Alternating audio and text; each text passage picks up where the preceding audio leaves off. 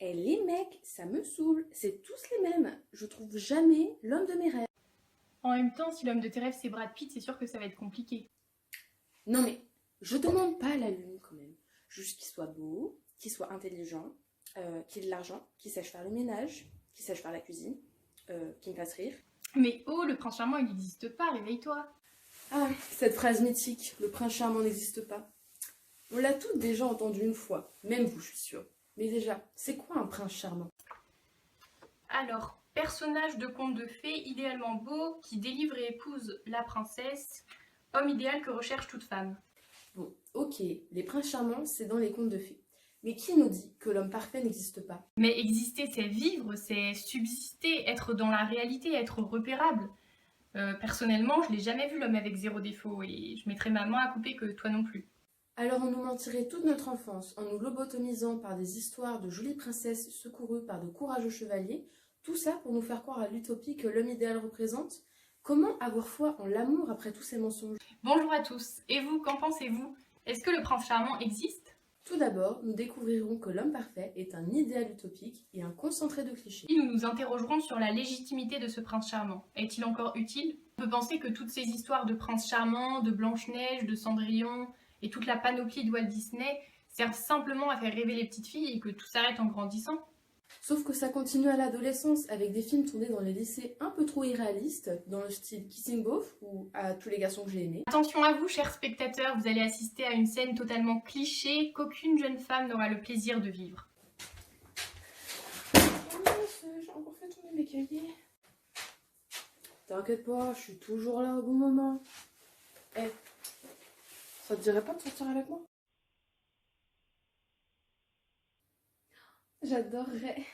Mais ce n'est pas tout. Après une longue lobotomisation enfantine et à l'adolescence, les films romantiques en remettent une couche. Comme une couche de confiture sur la tartine de beurre, c'est cadeau. Un concentré de beaux mensonges à savourer dans son canapé avec un pot de glace pour celles qui aiment se faire du mal. Faire croire les femmes à l'homme parfait, ça fait vendre, certes, mais de faux espoirs surgit le désespoir. Et puis, il n'y a pas que le prince charmant, il y a tout le mythe autour de l'amour éternel qui se rajoute en plus. Dans La Belle au bois dormant, le prince il attend Aurore pendant 100 ans. Mais on n'a pas besoin d'un prince charmant pour connaître l'amour sans fin.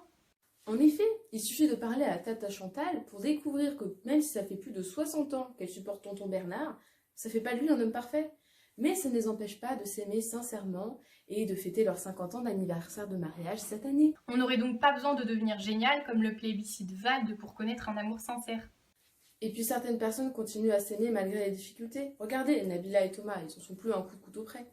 Et plus simplement, aimer une personne revient à accepter ses défauts. Dans Breaking Bad, Skyler se rend compte que Walter vend de la drogue, et donc que ce n'est pas l'homme parfait qu'elle croyait. Mais malgré ce secret dévoilé, leur amour se renforce et elle accepte Walter avec ses défauts. Un peu particulier. En fait, si ça se trouve, le bonheur se trouve dans l'homme qui ne se range pas ses chaussettes, qui ronfle, qui fait du bruit en mangeant et qui ne sait même pas faire des pâtes, puisque ce sont toutes ces choses qui font son charme. Bon, imaginons quand même que le prince charmant existe à notre époque. Il y aurait quand même quelques modifications à faire. Aujourd'hui, est-ce qu'on vient vous chercher en bouche-pas blanc? Si vous n'en avez pas la chance, il y a une forte probabilité que vous soyez dans les 99,9% qu'on vient chercher en Twingo délavé, avec les sièges troués et pas d'ouverture de portière. Et on passe les détails sur l'épée. Mais finalement, qu'est-ce qui nous permettrait de labelliser un homme comme prince charmant, Un homme aimable, protecteur, élégant, galant, à la chevelure chatoyante? Kim Jong-un? Ce serait surtout un homme prêt à payer 135 € d'amende pour non-respect du confinement, juste pour aller voir sa chère et tendre.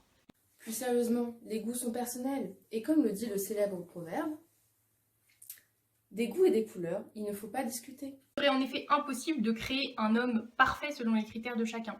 Il faut voir la diversité d'hommes qu'il existe sur cette planète. Et puis à trop chercher la perfection, on se perd dans une exigence excessive, risquant de nous mener à la solitude, puisque plus personne ne nous conviendrait. On connaît tous des filles qui font des listes à rallonge pour trouver le copain parfait, mais qui du coup ne trouvent pas. Ou qui recherchent le sosie de leur acteur préféré. De plus, même si on la trouvait, comment ne pas se sentir frustré de ne pas être parfait soi-même et développer un complexe d'infériorité face à l'irréprochable? Comment ne pas se lasser et s'ennuyer d'une personne sans défaut? Une relation sans contradiction, difficulté ou désaccord effacerait toute marque de passion. Par ailleurs, ils se marièrent et ont beaucoup d'enfants. Ça ne vous choque pas, vous? Une belle phrase, mais trop stéréotypée. La princesse s'occupe des enfants et du prince, lui fait des bons petits plats tout en restant souriante. Et oui, Cendrillon s'occupe toujours des tâches ménagères après le mariage. Elle est juste passée de bonne à princesse au foyer. Mais oh, on est en 2020 là, ça fait 55 ans que la femme peut vivre comme elle l'entend, sans être cloîtrée à la maison, elle peut exercer une activité professionnelle sans le consentement de son mari. Bonjour le partage des tâches ménagères et familiales. On se croirait encore coincé dans les années 30. Vous ne pensez pas que ce n'est plus d'actualité ? Bien heureusement, le mariage n'est plus systématique et obligatoire. De plus, contrairement à ce que disent les couples de familles nombreuses sur TF1, les enfants ne sont pas forcément la recette du bonheur. Sinon, comment expliquer l'épanouissement des couples qui décident de ne pas en avoir? Ce serait condamner les couples stériles à un malheur certain. Et encore une fois, on renforce la pression maternelle que subissent les femmes. Comme si la femme ne servait qu'à donner la vie, que tel était son destin. Et qu'il n'existe pas de femme sans instinct maternel. Dans les deux cas, mariage et enfant représentent un engagement. Une décision qui mérite donc réflexion. En réalité, ne se prend pas aussi rapidement et facilement que dans les contes de fées, après que le prince ait prononcé 3 phrases. Et puis tous les hommes ne sont pas infaillibles face à l'engagement. On connaît tous un homme qui est paniqué dès que sa femme parle de mariage ou d'enfant. Bon, et ne parlons pas des couples lesbiens et transgenres qui ne sont pas concernés par ces histoires stéréotypées. La transidentité est encore victime de nombreux tabous. Beaucoup de transgenres sont rejetés, voire insultés de monstres par les transphobes, alors qu'ils essaient juste d'être eux-mêmes. Néanmoins, on peut espérer que la médiatisation de certaines célébrités transgenres telles Caitlyn Jenner puisse faire avancer les choses. Soit plus représentés et qu'on puisse l'expliquer aux enfants. Par ailleurs, ce ne sont pas les femmes homosexuelles qui vous diront qu'elles recherchent un prince charmant, ou bien elles recherchent une princesse charmante, bien qu'elle n'existe pas dans le dictionnaire. Pourquoi ne pas adapter la vie d'Adèle pour les enfants ? Oui, parce qu'il faudrait censurer quelques scènes, mais on pourrait au moins raconter l'amour naissant entre deux femmes. Et l'homosexualité ne fait pas figure d'exception, puisque hormis l'hétérosexualité, toutes les autres sexualités ne sont pas représentées. Bisexualité, pansexualité, asexualité, la liste est longue. Ce qui pousse les adolescents en plein questionnement à une recherche de leur sexualité sans soutien ou aide particulière, puisque même dans le cadre scolaire, le sujet n'est pas abordé. Pourquoi ne pas représenter plus de diversité, représentant l'étendue des orientations sexuelles? Des histoires englobant toute forme de sexualité aideraient sûrement les adolescents à se construire et à mieux se trouver. Concernant les femmes hétérosexuelles, leur centre d'intérêt évolue. Sans partir dans l'extrême de la femme féministe radicale que certains hommes redoutent, les femmes peuvent avoir d'autres aspirations aujourd'hui. Toutes les femmes ne se donnent pas comme objectif de trouver le prince charmant et préfèrent s'épanouir professionnellement, artistiquement ou bien dans les sports. C'est vrai ça, pourquoi une femme ne pourrait pas rêver de devenir présidente ?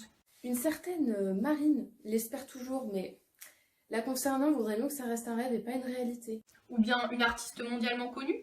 Si je vous dis Jaja, vous savez à qui je pense. Mais une femme peut aussi incarner sa force différemment et comme elle l'entend. Comme Mulan, qui montre qu'il n'est pas nécessaire d'être un homme pour être forte au combat. Et puis certaines femmes veulent rester célibataires par choix et ne pas vivre juste pour plaire aux hommes.